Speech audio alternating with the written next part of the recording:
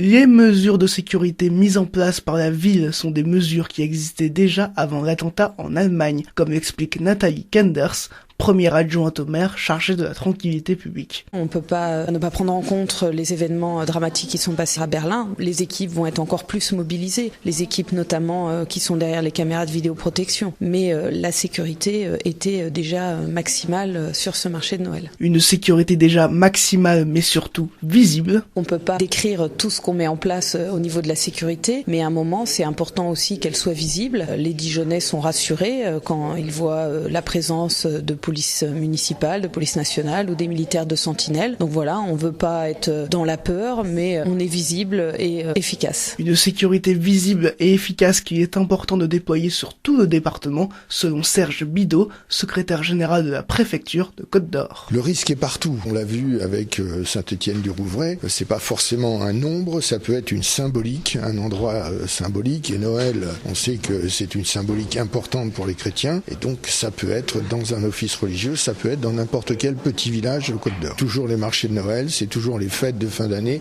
les rassemblements de descente de Père Noël et ainsi de suite. C'est partout où il y a des rassemblements, la sécurité doit être maximum. Et pour que la sécurité soit maximum, les acteurs du dispositif Sentinelle travailleront 2 heures supplémentaires. La ville de Dijon a également prévu d'engager 30 policiers municipaux pour 2017.